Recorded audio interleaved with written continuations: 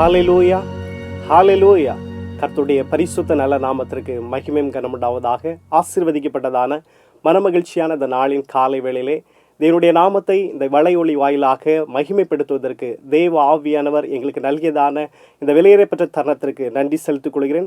விசேஷத்தோடமாக இந்த தருணத்தை எங்களுக்கு வழங்கினதான நம்முடைய மாகாண தலைவர்களுக்கும் ப்ரோக்ராம் டிபார்ட்மெண்ட்டுக்கும் மற்றும் இந்த கனெக்டிங் கமிட்டியில் பணிபுரிகிறதான அன்பு நண்பர்களுக்கும் மதுரை டிஸ்ட்ரிக்டின் சார்பாக நாங்கள் நன்றினை தெரிவித்துக் கொள்கிறோம்.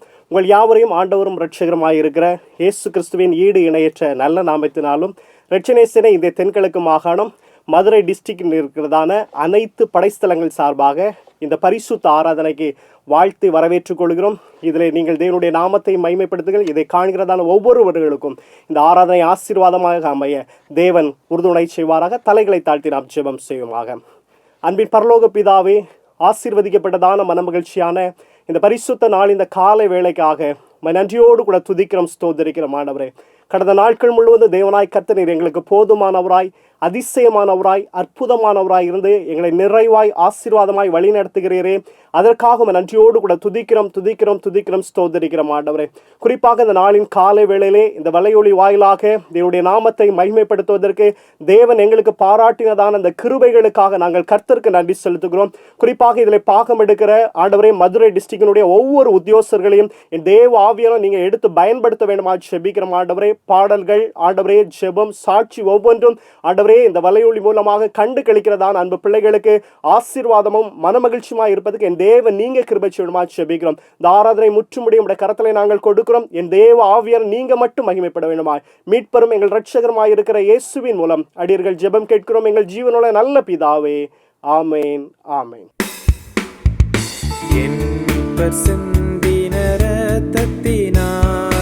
செய்யும் சுத்தம், செய்யும் சுத்தம், என் பாவம் நீங்க நான் ஜெபிப்பதால் செய்யும் சுத்தம், செய்யும் சுத்தம், முன் பாவ சேற்றிலே நான் அமிழ்ந்தேன், அநேகமாய் தப்பிதங்கள் செய்தேன், நீ தந்த வாக்கை நான் நம்பி வாரேன், செய்யும் சுத்தம், செய்யும் சுத்தம், நான் வெறுக்கும் உள்வினையினின்றும் செய்யும் சுத்தம், செய்யும் சுத்தம், லோகமாம்ச பாசக்கரையினின்றும் செய்யும் சுத்தம், செய்யும் சுத்தம், மீட்பரேவும் வாக்கை நம்பி வாரேன், மாய்மாலனாய் உம்மை நோக மாட்டேன்,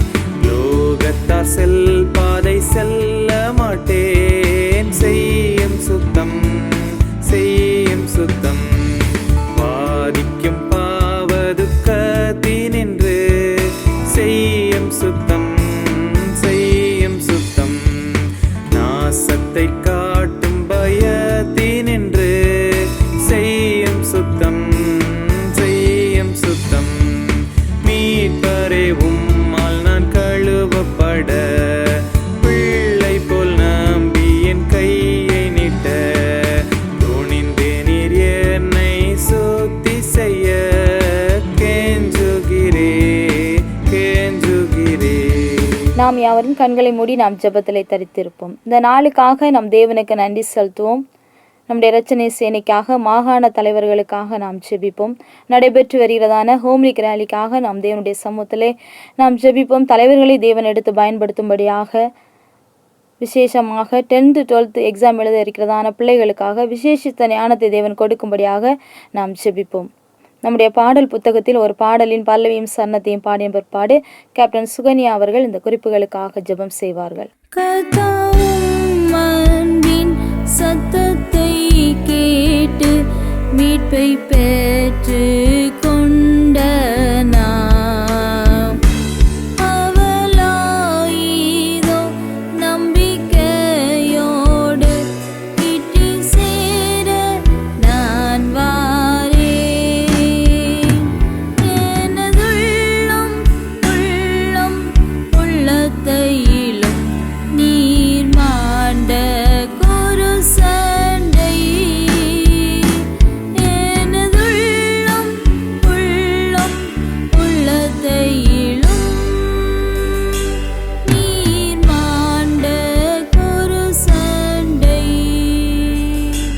எங்களை அளவுக்கு அதிகமாக நேசித்து வழிநடத்தி வருகிறதான எங்கள் அன்பும் இரக்கம் நிறைந்த நல்ல தகப்பனே, பரிசுத்தமான இந்த நல்ல நாளிற்காக உமக்கு நன்றி செலுத்துகிறோம் தகப்பனே. கடந்து போன நாட்கள் முழுவதும் என் அன்பு தகப்பன் எங்கள் ஒவ்வொருவரையும் கண்ணின் மணி போல பாதுகாத்து வந்தீர், தேவைகளை சந்தித்தீர். அதற்காக நாங்கள் உமக்கு நன்றி செலுத்துகிறோம் தகப்பனே. இந்த நாளிலும் கூட இந்த ஆன்லைன் வாயிலாக உம்முடைய நாமத்தை மகிமைப்படுத்தும்படியாக என் தேவன் கொடுத்த விலையேறப்பட்டதான தருணத்தை எண்ணி நாங்கள் உமக்கு நன்றி செலுத்துகிறோம் அப்பா. ஸ்தோத்திர பலிகளை ஏறடிக்கிறோம் தகப்பனே. குறிப்பாக இந்த ஆராதனை என் தேவன் எங்களுக்கு ஆசீர்வாதம் தரும்படியாக ஜெபிக்கிறோம் தகப்பனே. உம்முடைய பிரசன்னமானது எங்களோடு கூட அசைவாடி கொண்டிருக்கிற மேலான கிருபைகளுக்கு உமக்கு நன்றி செலுத்துகிறோம் தகப்பனே. குறிப்பாக நாளிலும் கூட நண்பு தகப்பனே எங்கள் ரட்சணேசனுக்காக ரட்சணேசன் தலைவர்களுக்காக ஜெபிக்கிறேன். என் தேவன் மட்டுமாக அருமை பிள்ளைகளை தாங்கி வருகிறபடியால் உமக்கு நன்றி தகப்பனே. ஒவ்வொரு திருச்சபைகளுக்காக ஜெபிக்கிறேன். திருச்சபை ஜனங்களை என் தேவன் நீங்க ஆசீர்வதித்தரும்படியாக ஜெபிக்கிறோம் அப்பா. நாங்கள் ஒன்றுமில்லை தகப்பனே, உம்முடைய காருண்யம் என்னும் கேடகத்தினாலே என் தேவன் எங்கள் ஒவ்வொருவரையும் இடைக்கட்டி பாதுகாத்தரும்படியாக ஜெபிக்கிறோம் அப்பா. குறிப்பாக இந்த வருடத்திலே 10th 12th எக்ஸாம் எழுத போகிறதான அருமை பிள்ளைகளுக்காக ஜெபிக்கிறேன். என் தேவன் அருமை பிள்ளைகளுக்கு நல்லதொரு ஜெயத்தை கட்டளிடும்படியாக ஜெபிக்கிறேன். பிள்ளைகளுக்கு விசேஷ ஞான வரங்களை என் தேவன் இங்கே கொடுத்தள்ளும்படியாக ஜெபிக்கிறேன் தகப்பனே.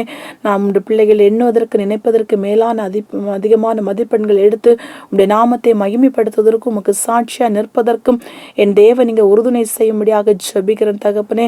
குறிப்பாக என் அன்பு தகப்பனே, நாட்களில் நடைபெற்று கொண்டிருக்கிறதான ஹோம்லிக் ரேலிக்காக உடைய சமூகத்திலே வருகிறோம் தகப்பனே.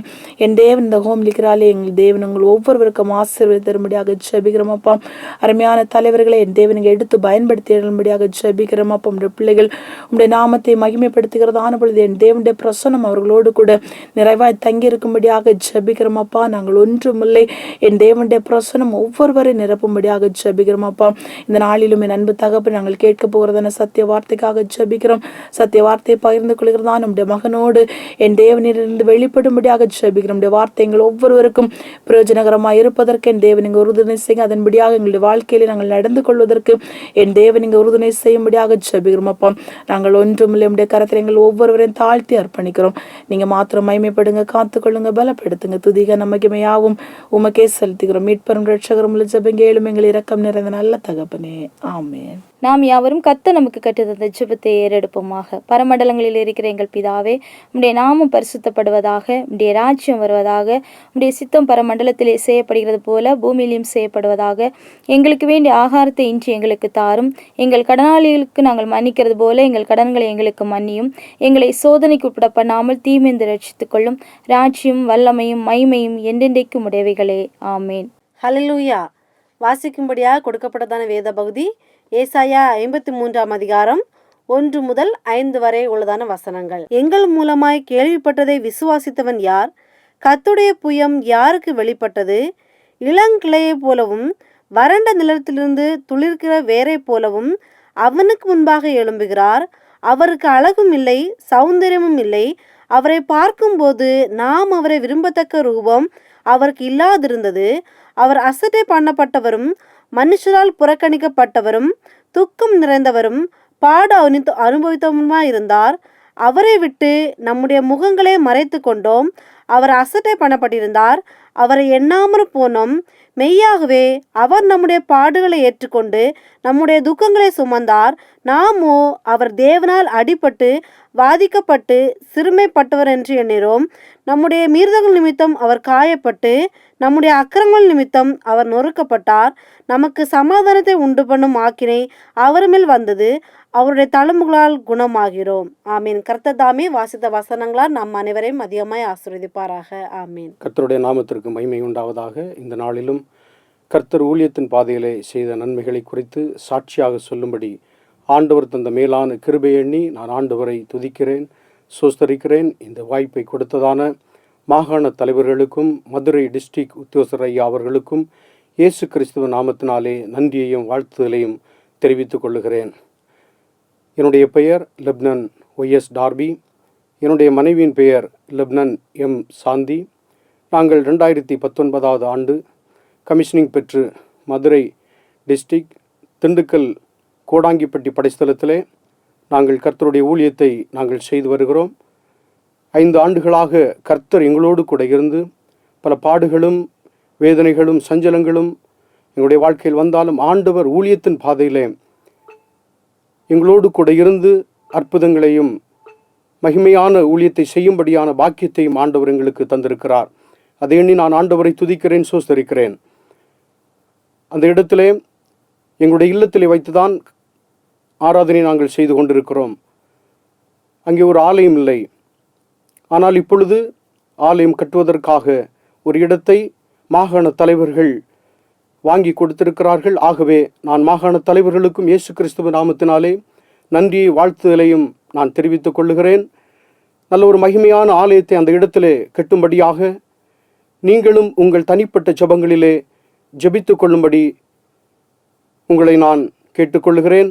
கர்த்தர் தாமே இந்த சாட்சியின் வாயிலாக நம் ஒவ்வொருவரையும் ஆண்டவர் ஆசீர்வதிப்பாராக. ஆமேன்.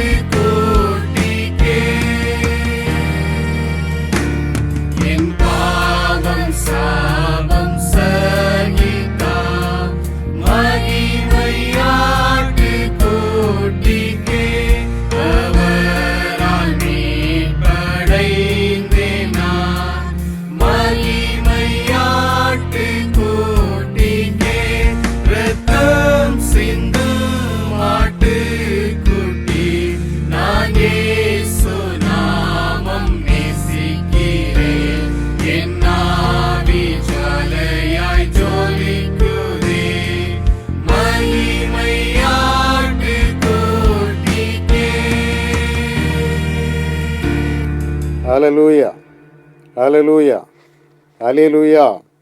ஆண்டவர் இரட்சகருமாகிய இயேசு கிறிஸ்துவின் இனிய நாமத்தினாலே யாவரையும் நான் வாழ்த்துகிறேன். இந்த நாளிலும் கூட உங்களோடு கூட இந்த ஆன்லைன் வாயிலாக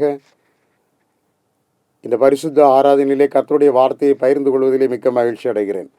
இந்த தருணத்தை அடிமைக்கு கொடுத்ததான என் ஆண்டவருக்கும் இரட்சணை சேனை தலைவர்களுக்கும் என்னுடைய நன்றியை நான் செலுத்திக் கொள்கிறேன். இதை பார்த்து கொண்டிருக்கிற உங்கள் யாவரையும் நான் வாழ்த்துகிறேன். உடைய செவிகளையும் உள்ளங்களையும் திறந்து கர்த்தருடைய வார்த்தையை கேட்டு நீங்கள் பயனடைந்து தேவ ஆசீர்வாதத்தை பெற்றுக்கொள்ளும்படியாய் அன்போடு நான் கேட்டுக்கொள்கிறேன். இப்பொழுது நாம் ஆண்டவராய் இயேசு கிறிஸ்துவனுடைய பாடு மரணங்களை தியானித்து கொண்டிருக்கிற இந்த நாட்களிலே ஆண்டவராய் இயேசு கிறிஸ்துவனுடைய பாடு மரணங்களை குறித்து ஏசாயா தீர்க்கன் மூலமாய் உரைத்த ஒரு காரியத்தை நான் உங்களோடு கூட பகிர்ந்து கொள்ள விரும்புகிறேன். ஏசாயா தீர்க்க தரிசன புஸ்தகம் 53வது அதிகாரம் அதனுடைய 5வது வசனத்திலே விதமாய் சொல்லப்பட்டிருக்கிறது. நம்முடைய மீறுதல்கள் நிமித்தம் அவர் காயப்பட்டு நம்முடைய அக்கிரமங்கள் நிமித்தம் அவர் நொறுக்கப்பட்டார், நமக்கு சமாதானத்தை உண்டு பண்ணும் ஆக்கினை அவர் மேல் வந்தது என்று சொல்லி. பிரியமான தேவனுடைய பிள்ளைகளே, ஆக்கினை என்று சொல்லுகிற பொழுது தண்டனை என்று சொல்லப்பட்டிருக்கிறது. தண்டனைக்குரிய ஒரு காரியம். ஆக்கினை என்று சொல்லுகிற வார்த்தை அது மனிதனுக்கு தண்டனை கொடுக்கிற வார்த்தை என்று சொல்லப்பட்டிருக்கிறது. ஆங்கிலத்திலே அதை பனிஷ்மெண்ட் என்றும், இன்னொரு நியூ கிங் ஜேம்ஸ் வெர்ஷனிலே அதை குறித்து சாஸ்டிஸ்மெண்ட் என்று சொல்லி சொல்லப்பட்டிருக்கிறது. அது சரீர தண்டனை என்று சொல்லி தெளிவாக சொல்லப்பட்டிருக்கிறதை பார்க்கிறோம். பிரியமான தேவனுடைய பிள்ளைகளே, ஆண்டவராகிய இயேசு கிறிஸ்து தான் அனுபவித்த தண்டனை சரீர தண்டனை என்று சொல்லி பார்க்கிறோம். அந்த தண்டனை அவருக்கு ஏன் வந்தது என்று சொல்லி பார்க்கிற பொழுது சமாதானத்தை உண்டு பண்ணுவதற்காக என்று சொல்லப்பட்டிருக்கிறது. சமாதானத்தை உண்டு பண்ணும் ஆக்கினை அவர் மேல் வந்தது என்று சொல்லி ஏசாயா தீர்க்கன் தெளிவாக சொல்லியிருக்கிறார். ஏன் இந்த உலகத்திலே சமாதானம் இல்லை? ஏன் அவர் சமாதானத்தை உண்டு பண்ண வேண்டும்? சமாதானம் இந்த உலகத்திலே இல்லாத பட்சத்திலே, இழந்து போன பட்சத்திலே மறுபடியும் அதை ஜனங்களுக்கு அருளும்படியாய் ஆண்டவர் தன்னுடைய ஒரே பேரான குமாரன் இந்த உலகத்திலே அனுப்பி வைத்தார். அனுப்பி வைத்தது மாத்திரமல்ல, அந்த ஆக்கினையை ஏற்றுக்கொள்ளும்படியாய், அந்த சரீர தண்டனையை ஏற்றுக்கொள்ளும்படியாய் அவரை இந்த பூமியிலே ஒப்பு கொடுத்தார் என்று சொல்லி பார்க்கிறோம். காரணம் ஏன் இந்த சரீர தண்டனை, அந்த தண்டனைக்குரிய காரணம் என்ன என்று சொல்லி பார்க்கும் பொழுது, இந்த 5வது வசனத்தினுடைய முதல் பகுதியில் 2 காரியங்கள் சொல்லப்பட்டிருக்கிறது. ஒன்று நம்முடைய மீறுதல்கள், 2வது அக்கிரமங்கள். அதை தெளிவாக ஏசாயா தீர்க்கன் சொல்லுகிறார். நம்முடைய மீறுதல்கள் நிமித்தம் அவர் காயப்பட்டார், நம்முடைய அக்கிரமங்கள் நிமித்தம் அவர் நொறுக்கப்பட்டார் என்று சொல்லப்பட்டிருக்கிறது. ஆகவே நம்முடைய மீறுதல்கள் நிமித்தமாகவும் நம்முடைய அக்கிரமங்கள் நிமித்தமாகவும் அவர் காயப்பட்டு நொறுக்கப்பட்டு சமாதானத்தை இந்த பூமிக்கு உண்டு பண்ண சித்தமானார் என்று சொல்லி பார்க்கிறோம். வேத அகராதியிலும் சரி, தமிழ் அகராதியிலும் சரி, இந்த 2 வார்த்தைகளுக்கும் சொல்லப்பட்டிருக்கிறதான பொருட்களை நாம் சிந்தித்து பார்க்க கடமைப்பட்டிருக்கிறோம். மீறுதல் என்று சொல்லும் பொழுது அத்துமீறல், செருக்கு அல்லாது பெருமை, சட்டத்தை மீறுதல், கீழ்ப்படியாமை, எல்லை மீறுதல், சீர்குலைய செய்தல், அவமரியாதை செய்தல், அத்துமீறல் என்று சொல்லப்பட்டிருக்கிறது. அக்கிரமங்களை குறித்து தமிழ் அகராதியிலே சொல்லப்பட்டிருக்கிறது அநீதி, துஷ்டத்தனம், அட்டூழியம், கொடுஞ்செயல், தொல்லை கொடுக்கிற செயல் என்று சொல்லி பலவிதமான பொருள்படும்படியாய் அது சொல்லப்பட்டிருக்கிறதை பார்க்கிறோம். பிரியமான தேவனுடைய பிள்ளைகளை, இந்த பொருள்படும்படியாக இன்றைக்கு உலகத்தை நாம் திருப்பி பார்ப்போம் என்று சொன்னால், மனிதன் அப்படித்தான் வாழ்ந்து கொண்டிருக்கிறான். அத்துமீறுகிறான், ஒரு பெருமையோடு கூட வாழ்ந்து கொண்டிருக்கிறான். சட்டம் ஒருபுறம் இருந்தாலும் சட்டத்தை மீறி இந்த உலகத்திலே அநேக அநியாயமான காரியங்களை செய்து கொண்டிருக்கிறான். எந்த ஒரு சொல்லுக்கும், அது அரசாங்க சட்டத்திட்டமாக இருந்தாலும் சரி, அல்லது வேத சட்டத்திட்டமாக இருந்தாலும் சரி, அல்லது அந்தந்த ரிலீஜனுக்குரிய சட்டத்திட்டங்களாக இருந்தாலும் சரி, அல்லது ஒரு கம்பெனியினுடைய சட்டத்திட்டங்களாக இருந்தாலும் சரி, எந்த சட்டத்திட்டங்களையும் இன்றைக்கு மனிதன் ஒழுங்காக கடைபிடிப்பதில்லை. அதை அத்துமீறி, எல்லை மீறி அதில் செயல்படுகிற ஒரு சூழ்நிலையை பார்க்கிறோம். இந்த உலகத்தை சீர்குலைக்கிற ஒரு நிலையை பார்க்கிறோம். குடும்பத்தை சீர்குலைக்கிறான், சமுதாயத்தை சீர்குலைக்கிறான், ஒரு தேசத்தை சீர்குலைக்கிறான். இப்படி பலவிதமான நிலைமைகளிலே சீர்குலைந்து இந்த உலகமானது இருக்கிறதை நாம் பார்க்கிறோம். அப்படிப்பட்ட நிலைகளெல்லாம் இருக்கிற இந்த உலகத்திற்கு சமாதானத்தை உண்டு பண்ணும்படியாய் அந்த ஆக்கினை அவர் மேல் வந்தது என்று சொல்லி வேதம் நமக்கு தெளிவாய் சொல்லுகிறதை பார்க்கிறோம். ரோமருக்கு எழுதின நிருபம் 5வது அதிகாரம் 14-15 வசனங்களை நாம் வாசிக்கிற பொழுது அங்கே சொல்லப்பட்டிருக்கிற ஒரு அற்புதமான காரியம், மீறுதல் யார் மூலமாய் இந்த மீறுதல் ஏற்பட்டது என்பதை குறித்து தெளிவாக இங்கே சொல்லியிருக்கிறதை பார்க்கிறோம். பிரியமான தேவனுடைய பிள்ளைகளே, இங்கே 14-15 வசனங்களிலே சொல்லப்பட்டிருக்கிறது, அப்படி இருந்தும் மரணமானது ஆதாம் முதல் மோசே வரைக்கும் ஆதாமின் மீறுதலுக்கு ஒப்பாய் பாவம் செய்யாதவர்களையும் ஆட்கொண்டது. அந்த ஆதாம் பின்பு வந்தவருக்கு முன்னடையாளமானவன். ஆனாலும் மீறுதலின் பலன் கிருபை வரத்தின் பலனுக்கு ஒப்பானதல்ல. எப்படி எனில், ஒருவனுடைய மீறுதலினாலே அநேகர் மரித்திருக்க தேவனுடைய கிருபையும் இயேசு கிறிஸ்து என்னும் ஒரு மனுஷனுடைய கிருபையினாலே வரும் ஈவும் அநேகர் மேல் அதிகமாய் பெருகிற்று என்று சொல்லப்பட்டிருக்கிறது. ஒரு மனிதன், அது ஆதாம், ஆதி பெற்றோர், ஆண்டவருடைய கரத்தினாலே செய்யப்பட்டதான ஒரு கிரியை, ஒரு சிருஷ்டிப்பு. இந்த மனிதன் ஆண்டவருடைய ஜீவ சுவாசத்தை பெற்று மனிதனாக்கப்பட்டவன். இவன் தான் இந்த உலகத்திலே முதல் மனிதன் என்று சொல்லி நாம் வேதத்திலே அறிகிறோம். அப்படிப்பட்ட மனிதனுடைய மீறுதலினாலே எல்லா மனிதரும் பாவிகளானார்கள். மரணம் அதன் நிமித்தமாய் இந்த உலகத்தை ஆட்கொண்டது என்று சொல்லி சொல்லப்பட்டிருக்கிறது. பிரியமான தேவனுடைய பிள்ளைகளே, ஆகவே தேவன் கொடுத்த கட்டளை, சட்டத்தை அவன் அத்துமீறுகிற ஒரு செயல், அதில் கீழ்ப்படியாமை இருப்பதினாலே, அந்த சட்டத்திற்கு, அந்த வாக்குக்கு அவன் கீழ்ப்படியாததினாலே, அந்த மீறுதலினாலே உலகத்திலே பாவம் செய்தோரும் செய்யாதோரும் அந்த நிலைமைக்கு நேராய் தள்ளப்பட்டார்கள், மாற்றப்பட்டார்கள் என்று சொல்லி வேதம் நமக்கு தெளிவாய் சொல்லுகிறது. அப்படிப்பட்ட மீறுதலினாலே சமாதானம் இந்த பூமியிலே இல்லாமல் போயிற்று. இந்த மீறுதலினாலே முதலாவது தன்னுடைய சமாதானத்தை படைத்த ஆண்டவர் இழந்தார் என்று சொல்லி பார்க்கிறோம். ஒவ்வொரு நாளும் பகலிலே குளிர்ச்சியான வேளையிலே தோட்டத்திலே உலா வருகிற தேவன் ஆதாமை காணவில்லை என்று சொல்லி, ஆதாமே நீ எங்கே இருக்கிறாய் என்று சொல்லி அவனை அழைத்து, தன் கரத்தினால் சிருஷ்டிக்கப்பட்ட இந்த முதல் மனிதன், இந்த ஆன்மா என்னுடைய முகத்திற்கு முன்பதாக இல்லையே என்று சொல்லி அவர் அங்கலாய்த்து நின்ற ஒரு சூழ்நிலையை பார்க்கிறோம் பிரியமானவர்களே. ஆகவே அந்த நிமிஷத்தை நாம் சற்று எண்ணி பார்க்க கடமைப்பட்டிருக்கிறோம். அந்த ஏதேனிலே நடந்ததான அந்த சம்பவத்தை நாம் எண்ணி பார்க்க கடமைப்பட்டிருக்கிறோம். பிரியமான தேவனுடைய பிள்ளைகளே, நாம் ஈன்றெடுத்த பிள்ளை நம்முடைய கண்களுக்கு மறைவாக மறைந்திருக்குமானால், அதை காண முடியாதபடி ஒரு நிலையிலே அது ஒளிந்திருக்குமானால், நம்முடைய மனம் எவ்வளவு பாடுகளை அனுபவிக்கும், எவ்வளவு வேதனைக்குள்ளாய் இருக்கும் என்பதை எண்ணி பாருங்கள் பிரியமான தேவனுடைய பிள்ளைகளே. 10 மாதம் சுமந்து பெற்ற தாயினுடைய அந்த நிலையை நாம் சற்று எண்ணி பார்க்க கடமைப்பட்டிருக்கிறோம். அதைவிட தன்னுடைய ஜீவ சுவாசத்தை ஊதி மண்ணினால் இருந்தவனை மனுஷனாக ஜீவ ஆத்துமாவாக உருவாக்கினார் அல்லவா.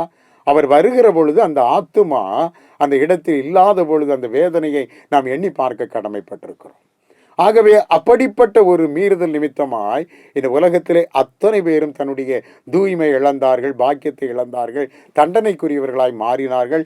ஆகவே அவர்கள் மீது வந்ததான இந்த தண்டனையை ஏற்றுக்கொண்டு சமாதானத்தை அருளும்படியாய் அந்த ஆக்கினை அவர் மேல் வந்தது என்று சொல்லி பார்க்கிறோம் பிரியமானவர்களே. பரிசுத்த வேதாகமத்திலே சில உதாரணங்களை, இந்த மீறி நடக்கிற, சட்டத்தை மீறி நடக்கிற, கீழ்ப்படியாமல் நடக்கிற இந்த கொடுமையான செயல்களை செய்ததான சில மனிதர்களை குறித்து நான் உங்களோடு கூட பகிர்ந்து கொள்ள விரும்புகிறேன். ஆதியாகமம் 20வது அதிகாரம் 2வது வசனத்திலும் 26வது அதிகாரம் 7வது வசனத்திலும் நாம் பார்க்கிற பொழுது, இங்கே தகப்பனாகிய ஆபிரகாமும் அவன் குமாரனாகிய ஈசாக்கும் தன்னுடைய மனைவியை சகோதரி என்று சொன்னதான ஒரு நிலையை அங்கே பார்க்கிறோம். ஏன் அவர்கள் சகோதரி என்று சொன்னார்கள்? தன்னுடைய மனைவியை மனைவி என்று ஏன் அறிமுகப்படுத்தவில்லை என்று சொல்லி பார்க்கிற பொழுது, அவ்விடத்து மனிதர்கள் இவர்களை கொன்றுவிட்டு இவருடைய மனைவியை அவர்கள் எடுத்துக்கொள்வார்கள் என்று சொல்லி அவர்கள் பயந்து போய் தன்னுடைய மனைவியை மனைவி என்று சொல்ல பயந்து சகோதரி என்று சொன்னார்கள் என்று சொல்லி இந்த 2 வசனங்களும் தெளிவாய் நமக்கு சொல்லுகிறது பிரியமானவர்களே. அப்படியானால் அந்த தேசத்தினுடைய நிலைமையை நீங்கள் சற்று புரிந்து கொள்ள வேண்டும். நாம் நன்றாக அறிந்து கொள்ள வேண்டும். அந்த பகுதியை நாம் நன்றாக வாசித்து அறிய வேண்டும். அங்கே அபிமெலேக்கு என்று சொல்லுகிறதான ஒரு மனிதன், ஒரு ராஜா. அந்த ராஜாவினுடைய ஆட்சியின் கீழாக அங்கே என்ன நடக்கிறது? அந்த தேசத்தில் யாராயிலும் வருகிறார்கள் என்று சொன்னால், அது யாராய் இருந்தாலும் சரி, அது பிறனுடைய மனைவியாக இருந்தாலும் சரி, அவர்களை தங்களுக்கென்று சேர்த்து கொள்ளுகிறார்கள், எடுத்துக்கொள்ளுகிறார்கள். எடுத்துக்கொள்வது மாத்திரமல்ல, அந்த ஸ்திரீ ஆனவளை அசிங்கப்படுத்துகிறார்கள் என்று சொல்லி பார்க்கிறோம். அவர்கள் ஜீவனுக்கு உத்தரவாதம் இல்லாத நிலைமை அங்கே ஏற்படுகிறதை பார்க்கிறோம். அது மாத்திரமல்ல, அந்த ஸ்திரீயானவளை தாங்கள் அடைய வேண்டும் என்பதற்காக அந்த ஆண்மகனை அங்கே கொலை செய்கிற ஒரு சம்பவமும் அங்கே நடக்கிற ஒரு நிலைமையை நாம் பார்க்கிறோம். ஆகவே தான் இந்த 2 தேவ புருஷர்களும், தகப்பனாகிய ஆபிரகாமும் அவன் குமாரனாகிய ஈசாக்கும் அங்கே சொல்லுகிறதான ஒரு வார்த்தை, அவ்விடத்து மனிதர்கள் அவள் நிமித்தமாய் எங்களை கொன்று போடுவார்கள் என்று பயந்து அவர்கள் சகோதரி என்று தன்னுடைய மனைவியை அங்கே அவர்கள் அறிமுகப்படுத்துகிறதை பார்க்கிறோம். ஆனால் பின்னேரத்திலே அவள் மனைவிதான் என்பதை அறிய செய்யும்படியாய் ஆண்டவர் தரிசனத்தில் அவர்களுக்கு வெளிப்படுத்தி சில காரியங்களை அங்கே சொல்லுகிறதை பார்க்கிறோம். ஆகவே அந்த தரிசனத்தை அவர்கள் கண்ட மாத்திரத்திலே, அந்த காரியத்தை கேட்ட மாத்திரத்திலே அவர்கள் பயந்து போய் அவர்கள் மறுபடியுமாய் அவனுடைய ஆபிரகாமினிடத்திலே மன்னிப்பு கோருகிற ஒரு சூழ்நிலை பார்க்கிறோம் பிரியமான தேவனுடைய பிள்ளைகளே. இது அன்றைக்கு ஆதியாகமம் அல்லது ஆபிரகாம் வாழ்ந்த காலத்தில் தான் நடந்தது என்று சொல்லி நாம் எண்ணிக்கொள்ள வேண்டாம். இன்றைய உலகத்திலும் இன்றைய சூழ்நிலையிலும் இந்த நிமிடம் வரையிலும் உலகத்தில் பல இடங்களிலே தேசமெங்கிலும் இப்படிப்பட்டதான நிலை இருந்து கொண்டிருக்கிறது என்பதிலே எந்த சந்தேகமும் இல்லை. அநேக இடங்களிலே கணவன் மனைவியாய் வாழ்வதற்கு இயலாத ஒரு நிலைமை. பிறனுடைய மனைவியை வஞ்சித்து அவர்களை கொலை செய்து அவரை அடைந்து கொள்கிறதான ஒரு நிலைமையை நாம் பார்க்கிறோம். இது தேசம் எங்கிலும் பரவலாக நடந்து கொண்டிருக்கிறது. ஒவ்வொரு நாளும் செய்தித்தாள்களை பார்க்கிற பொழுது, வானொலி செய்திகளை கேட்கிற பொழுது, தொலைக்காட்சி செய்திகளை கேட்கிற பொழுது, சோசியல் மீடியாவிலே பார்க்கிற பொழுது இப்படிப்பட்ட செய்திகள் ஏராளம் வருகிறது. பிரியமான தேவனுடைய பிள்ளைகளே, இப்படிப்பட்ட காரியங்கள் நிமித்தமாய், மீறுதல்கள் நிமித்தமாய், அக்கிரமங்கள் நிமித்தமாய் ஆண்டவர் இந்த உலகத்திற்கு சமாதானத்தை உண்டு பண்ண வந்தார் என்று சொல்லி பார்க்கிறோம். ஆகவே இந்த சூழ்நிலையினாலே அந்த குடும்பம் தன்னுடைய சமாதானத்தை இழந்து போகிறது. அந்த தேசம் தன்னுடைய சமாதானத்தை இழந்து போகிறது. யார் யார் அதற்கு உட்பட்டு இருக்கிறார்களோ அத்தனை பேரும் சமாதானத்தை இழந்து போகிற ஒரு நிலையை நாம் பார்க்கிறோம். பிரியமான கர்த்தருடைய பிள்ளைகளை, இன்னொரு மனிதனை குறித்து நாம் பார்க்க இருக்கிறோம். அந்த மனிதன் தேவனுடைய இருதயத்திற்கு ஏற்றவன் என்று சொல்லி அறியப்பட்ட ஒரு மனிதன். நாம் நன்றாய் அறிந்திருக்கிறோம்.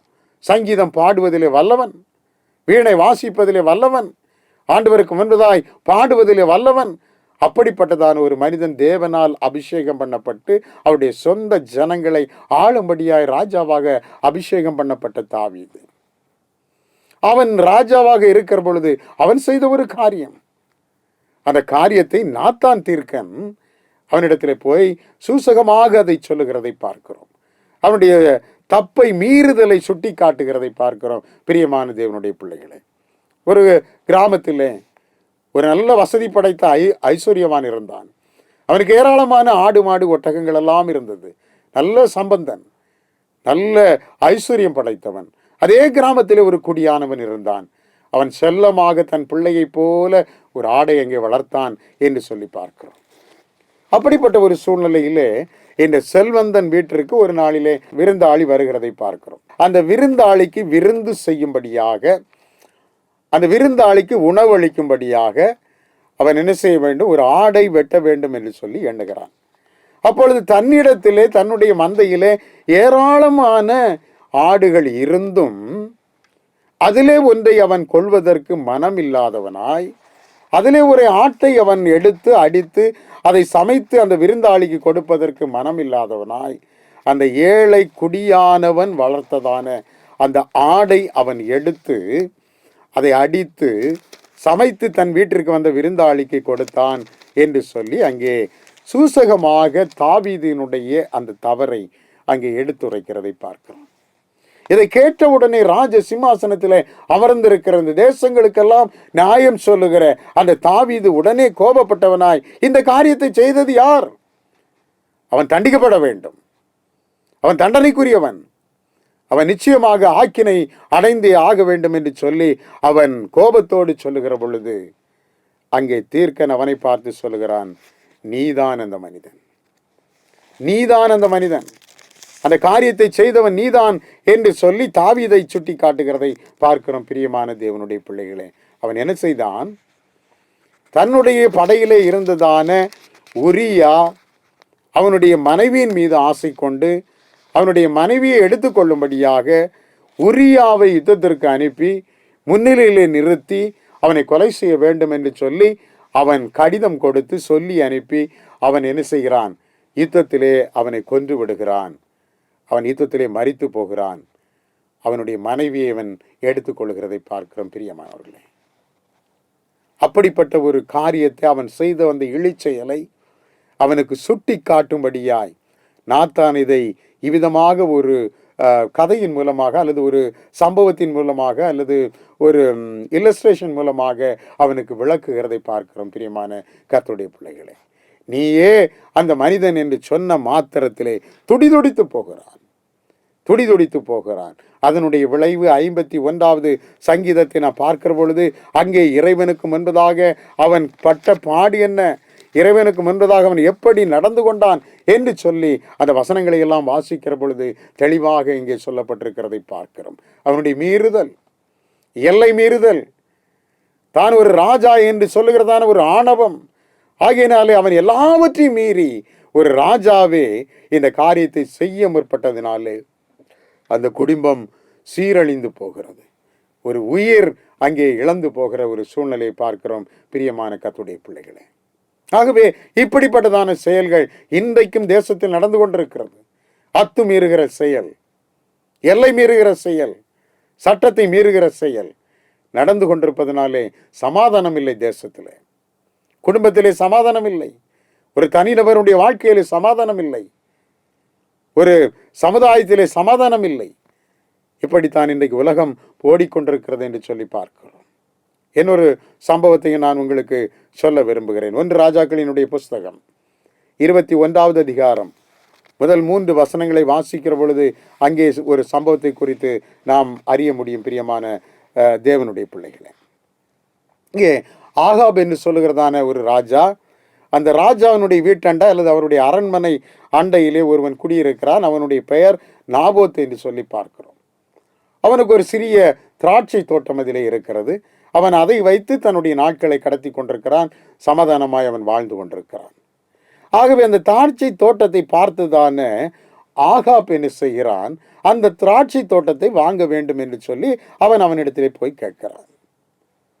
இந்த சிறிய திராட்சை தோட்டம் மாத்திரம் அரண்மனையின் அருகாமையில் இருக்கிறது. நீ இதை எனக்கு கொடுத்தால் நான் இதை கீரை கொல்லையாக மாற்றுவேன். இந்த ஒட்டுமொத்த இடமும் எனக்கு சொந்தமாகும். ஆகினாலே இதை நீ கொடு, இதற்குரியதான கிரயத்தை நான் உனக்கு கொடுக்கிறேன் என்று சொல்லி அவனிடத்திலே கேட்கிறான். அவன் சொல்லுகிறான், இது என்னுடைய பூர்வீக சொத்து, எனக்கு பூர்வீகமானது, எனக்கு சொந்தமானது. எந்த சூழ்நிலையிலும் எந்த காரணத்தை கொண்டும் நான் இதை கொடுக்க விரும்பவில்லை என்று சொல்லி அங்கே அவன் சொல்லுகிறதை பார்க்கிறோம். பிரியமானவர்களே, ஆகவே அவன் என்ன செய்கிறான், மனம் சோர்ந்து போய் அவன் இருக்கிறதை பார்க்கிறான். மனம் சோர்ந்து போய் இருக்கிறான். நான் கேட்டும், ஒரு ராஜாவாகி நான் கேட்டும் ஒரு சிறிய இடம், அந்த சிறிய இடத்தை அவன் தரவில்லையே. அதற்கு நான் வெகுமதியாய் பணம் வேறு தருகிறேன் என்று சொன்னேனே, அப்படி சொல்லியும் அவன் அதற்காக இணங்கவில்லையே, எனக்கு அந்த இடத்தை கொடுக்கவில்லையே என்று சொல்லி போய் மனம் சோர்ந்து போயிருக்கிறான். தன் கட்டிலே படுத்து கொண்டு தூக்கம் வராமல் அவன் இருக்கிறதான் நிலைமையிலே அவனுடைய மனைவி அங்கே போகிறாள். ராஜாவை பார்த்து கேட்கிறாள், என்ன விஷயம், ஏன் இவ்வளவு சோர்வாக இருக்கிறீர்கள் என்று சொல்லி கேட்ட மாத்திரத்திலே அவன் இந்த விஷயத்தை எல்லாம் சொல்லுகிறான். இவ்வளவுதானா, இதற்காகவா நீங்கள் மனம் சோர்ந்து போயிருக்கிறீர்கள், நான் இந்த நிலத்தை உங்களுக்கு எடுத்து கொடுக்கிறேன் என்று சொல்லி அவள் உறுதிமொழி கொடுக்கிறாள். அது மாத்திரமல்ல, உறுதிமொழி கொடுப்பது மாத்திரமல்ல, ராஜாவின் பெயரால் ஒரு நிருபத்தை எடுத்து அங்கு இருக்கிறதான மனிதர்களுக்கு கொடுத்து அனுப்புகிறதை பார்க்கிறோம். என்ன எழுதுகிறாள் என்று சொல்லி நாம் பார்க்கிற பொழுது, அவன் மனைவியாகிய ஏசபேல் அவனை நோக்கி, நீர் இப்போது இஸ்ரவேலின் மேல் ராஜ்யம் பண்ணுகிறவர் அல்லவா, நீர் எழுந்து போஜனம் பண்ணி மனமகிழ்ச்சியாயிரும், இஸ்ரவேலனாகிய நாபோத்தின் திராட்சை தோட்டத்தை நான் உமக்கு கொடுப்பேன் என்று சொன்னாள். ஒரு உறுதிமொழி கொடுக்கிறாள். அது மாத்திரமல்ல, அவள் ஆகாபின் பெயரால் நிருபங்களை எழுதி அவன் முத்திரையை அவைகளுக்கு போட்டு அந்த நிருபங்களை நாபோத் இருக்கும் பட்டணத்திலே அவனோடு குடியிருக்கிற மூப்பரிடத்திற்கும் பெரியோரிடத்திற்கும் அனுப்பினாள். அந்த நிருபத்திலே அவள் எழுதியிருந்தது என்னவென்றால், நீங்கள் உபவாசம் என்று பிரசித்தப்படுத்தி நாபோத்தை ஜனங்களுக்கு முன்பதாக நிறுத்தி தேவனையும் ராஜாவையும் தூசித்தாய் என்று அவன் மேல் சாட்சி சொல்லுகிற பேலியாளின் மக்களாகிய 2 பேரை அவனுக்கு எதிராக நிறுத்தி அவனை வெளியே கொண்டு போய் அவன் சாகும்படி அவனை கல்லறியுங்கள் என்று எழுதினாள். எவ்வளவு அருமையான மனைவி! ஒரு புருஷனுக்கு அவன் ராஜா அவன் கேட்டு ஒருவன் கொடுக்கவில்லை என்று சொன்ன மாத்திரத்திலே அதை எப்படி பெற்றுக்கொள்ள வேண்டும் என்று சொல்லி தந்திரமாக அவள் ஒரு நிருபத்தை தன்னுடைய புருஷனாகிய ஆகாப் என்று சொல்லுகிற அந்த புருஷன் பெயரிலே, அந்த ராஜாவின் பெயரிலே அவன் நிருபத்தை எழுதி முத்திரை போட்டு கொடுக்கிறதை பார்க்கிறோம். உபவாசம் என்று சொல்லி அவனை அதிலே முன்னிறுத்தி தேவனை தூஷித்தான், இந்த நாட்டின் ராஜாவை தூஷித்தான் என்று சொல்லி அப்புறம் கொண்டு போய் கல்லெறிந்து கொல்லுங்கள் என்று சொல்லி அவள் எழுதினாள். நிருபத்தை பார்த்தவுடனே, ராஜ முத்திரையை பார்த்தவுடனே அந்த தேசத்தினுடைய மூப்பர்களும் என்ன செய்தார்கள், அதன்படியே செய்து அவனை கொன்று அந்த திராட்சை தோட்டத்தை அவர்கள் எடுத்து கொண்டார்கள் என்று சொல்லி பார்க்கிறோம். அதற்கு பின்பதாக நடந்த ஆக்கினை தண்டனை எல்லாம் வேறு விதம். அன்றைய நேரத்திலே அது நாபோத்தினுடைய திராட்சை தோட்டத்தை அடைவதற்காக செய்த செயலை பாருங்கள். அத்துமீறுகிற செயல். இன்றைக்கு இப்படித்தான் பிறனுடைய வஸ்துக்களை, பிறனுடைய இடத்தை, பிறனுடைய மனைகளை ஆக்கிரமித்துக் கொள்ளுகிற ஒரு சூழ்நிலையை பார்க்கிறோம். பிரியமான தேவனுடைய பிள்ளைகளை, இன்றைக்கு அதிகாரம் இருக்கிறவர்கள், அதிகார வர்க்கத்தில் இருக்கிறவர்கள், இன்றைக்கு அரசாங்கத்தில் அதிகார பதவியிலே இருக்கிறவர்கள், 5 ஆண்டுக்கு ஒருமுறை மாறி வருகிற அரசியல் அதிகாரத்தில் இருக்கிறவர்கள் இன்றைக்கு எப்படியெல்லாம் வாழ்ந்து கொண்டிருக்கிறார்கள். இந்த செயல்கள் இன்றைக்கு ஏராளமாய் நடக்கிறது. அநேக பாமரர்கள் தங்களுடைய சொந்த இடங்களை இப்படித்தான் இழந்து போனார்கள் என்று சொன்னால் மிகையாகாது. அப்படி அத்துமீறுகிற செயல், இப்படிப்பட்ட செயல்களை எல்லாம் நிவர்த்தி செய்து இதன் மூலமாய் இழந்து போன சமாதானத்தை மறுபடியும் தன்னுடைய ஜனங்களுக்கு கொடுக்கும்படியாய் அந்த ஆக்கினை அவர் ஏற்றுக்கொண்டார். அதற்காக இவ்வுலகிலே அவரை மனுஷகுமாரனாக அனுப்பி வைத்தார் என்று சொல்லி பார்க்கிறோம். பிரியமான தேவனுடைய பிள்ளைகளே, இன்னும் சொல்ல போனால் காயின் ஆபேலை குறித்து சொல்லலாம். காணிக்கை படைப்பது நிமித்தமாக அவர்களுக்குள்ளாய் ஏற்பட்டதான இந்த பொறாமையினாலே, முகநாடி வேறுபட்டதினாலே ஒரு கொலை அங்கே ஏற்பட்டது. எகிப்தின் ராஜா இஸ்ரவேல் ஜனங்களை எல்லாம் அடிமைப்படுத்தி வைத்திருந்தான்.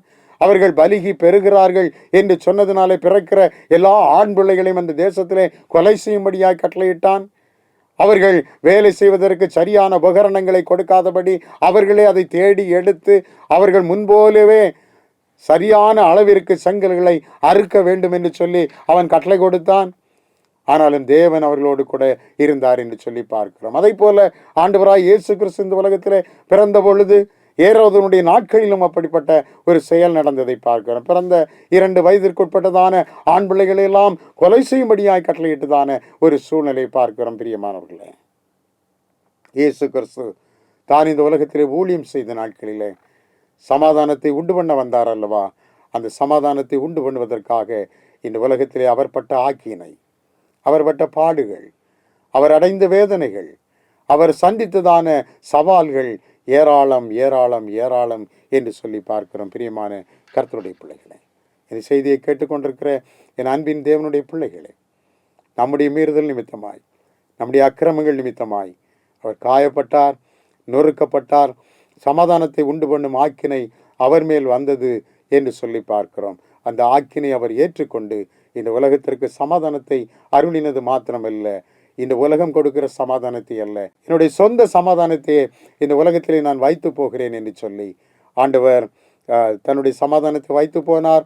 அவர் உயிர்த்தெழுந்த பிறகு தன்னுடைய சீடர்கள் நடுவிலே நின்று உங்களுக்கு சமாதானம் என்று சொல்லி சமாதான வாழ்த்துதல்களை அவர்களுக்கு சொல்லி இந்த உலகத்தை விட்டு அவர் பரமேறி கடந்து சென்றார். ஆகவே இந்த உலகம் சமாதானம் அடையும்படியாகவே நம்முடைய அக்கிரமங்கள் நிமித்தமாய், மீறுதல் நிமித்தமாய் அவர் நொறுக்கப்பட்டார், காயப்பட்டார். அதை ஏற்றுக்கொண்டு சமாதானத்தை இந்த உலகத்திற்கு அருளினார். அந்த சமாதானத்தை பெற்றுக்கொள்ளும்படியாய் மீண்டும் ஒரு முறை ஆண்டவருக்கு நிமித்தமாக நாம் அக்கிரமங்கள், மீறுதல்கள் செய்யாதபடி தேவனுக்கு பிரியமான பிள்ளைகளாய் வாழ்ந்து தேவ சமாதானத்தை நம்முடைய வாழ்க்கையிலே பெற்றுக்கொள்வதற்காய் தேவ சட்டங்களை, பரிசுத்த வேதம் நமக்கு சொல்லுகிற இந்த எல்லா விநியாசங்களையும் கை கொண்டு வாழ்ந்து சமாதானத்தை பெற்றுக்கொள்வோம். கர்த்தர் நமக்கு உதவி செய்வார். நம் யாவரையும் அதிகமாய் ஆசீர்வதிப்பாராக.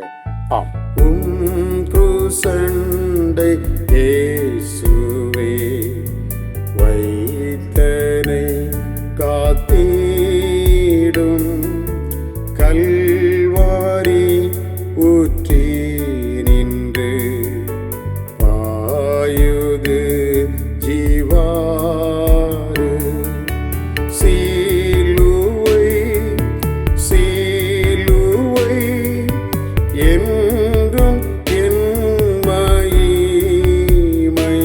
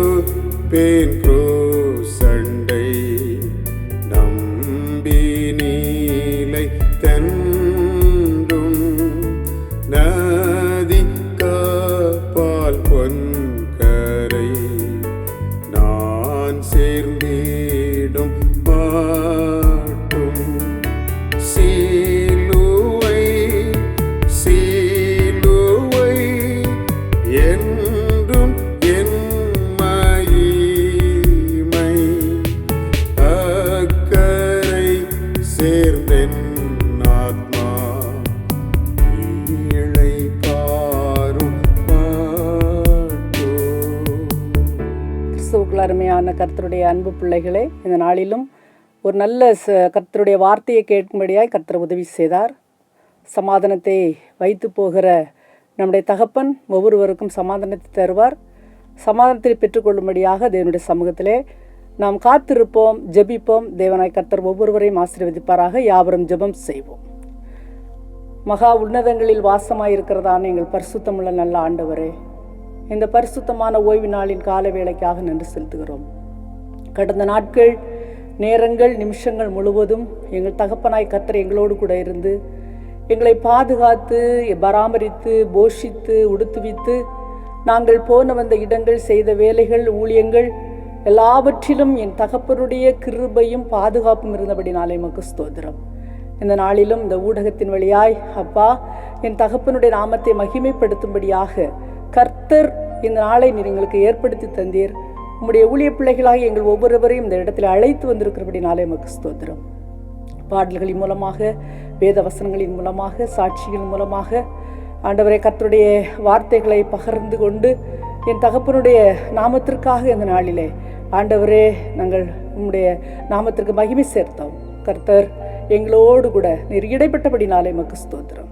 ஆண்டவரே என் தகப்பனாய் கர்த்தருடைய பாதுகாப்பு ஒவ்வொரு நாளும் நீர் எங்களோடு கூட இருக்கிறபடினாலே ஸ்தோத்திரம். அப்பா, எங்களுடைய இரட்சணை சேனைக்காக, சேனையின் ஊழியங்களுக்காக ஜெபிக்கிறேன். ஆண்டவரே இந்த ஊடகத்தை ஆண்டவரை ஏற்படுத்தி தந்தான எங்களுடைய மாகாண தலைவர்களுக்காக நாங்கள் ஜெபிக்கிறோம். இந்த ஊடகத்தை நடத்தி கொண்டிருக்கிற அன்பு சகோதரர்களுக்காக நாங்கள் ஜெபிக்கிறோம். கர்த்தர் தமது பிள்ளைகளையும் குடும்பங்களையும் கர்த்தர் ஆசீர்வதியும். இதனுடைய ஆசீர்வாதங்களை நம்முடைய பிள்ளைகளுடைய வாழ்க்கையிலே ஆண்டவரை அதிகமாய் பெற்றுக்கொள்ள என் கர்த்தர் உதவி செய்யும். இந்த நாளிலும் இந்த ஊடகத்தின் வழியாக ஆண்டவரே என் தகப்பனுடைய நாமத்தை ஆண்டவரே பகிர்ந்து கொண்டிருக்கிற, கேட்டுக்கொண்டிருக்கிற, சத்திய வார்த்தையை தியானித்து கொண்டிருக்கிற நம்முடைய அன்பு பிள்ளைகள் ஒவ்வொருவரையும் ஆசீர்வதியும். என்னுடைய இரட்சணிய சேனையாரை கர்த்தர் ஆசீர்வதிக்கும்படியாய் ஜெபிக்கிறோம். ஆண்டவரை இது நிமித்தமாக ஆண்டவரை ஏராளமானவர்கள் ஆண்டவரை இவைகளை பார்த்து ஆண்டவரை ஒருமுறை கூட என் தகப்பனை நோக்கி பார்க்கவும், ஆண்டவரை அவருடைய தேவைகள் சந்திக்கப்படவும், உண்மையா என் தகப்பனுக்கு பிரியமான வாழ்க்கை வாழவும், ஆண்டவரை நம்முடைய சமாதானத்தை ஆண்டவரை ஒவ்வொருவரும் பெற்றுக்கொள்ளவும் என் தகப்பனாய் கர்த்தர் ஒவ்வொருவரையும் நீர் ஆசீர்வதிக்கும்படியாக நாங்கள் ஜெபிக்கிறோம். ஆண்டவரே இந்த நாள் முழுவதும் எங்கள் தகப்பனாய் கர்த்தர் எங்களோடு கூட இருந்து ஆண்டவரே எங்கள் மூலம் என் தகப்பனுடைய நாமம் இந்த நாளிலே மகிமைப்பட்டபடினாலே உமக்கு ஸ்தோத்திரம். பாதுகாத்துக்கொள்ளும். உம்முடைய வருகை மட்டும் ஆண்டவரை நாங்கள் குற்றமற்றவர்களாய் ஜீவிக்க ஆண்டவரை அந்த பரலோக வீட்டிலே கலிகூறுகின்ற பாக்கியத்தை எங்கள் ஒவ்வொருவருக்கும் நீர் தரும்படியாக நாங்கள் ஜெபிக்கிறோம். உம்முடைய நாமம் மாத்திரம் மகிமைப்படட்டும். இயேசுவின் நாமத்தில் ஜெபிக்கிறேன் எங்கள் ஜீவனுள்ள நல்ல பிதாவே, ஆமேன், ஆமேன். ஆசீர்வாத ஜெபம். கர்த்தராகிய இயேசு கிறிஸ்துவின் கிருபையும் பிதாவாகிய தேவனுடைய அன்பும் பரிசுத்த ஆவியானவரே நம்முடைய ஐக்கியமும் சிநேகமும் ஆசீர்வாதமும் இன்றும் என்றும் சதா காலங்களிலும் நம் அனைவரோடும் கூட தங்கியிருப்பதாக. ஆமேன், ஆமேன். அல்லேலூயா, அல்லேலூயா.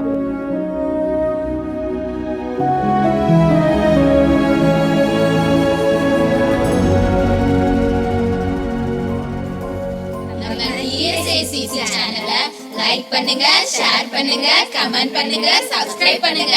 சப்ஸ்கிரைப் பண்ணா மட்டும் போதாது, மறக்காம பெல் ஐகானை கிளிக் பண்ணுங்க.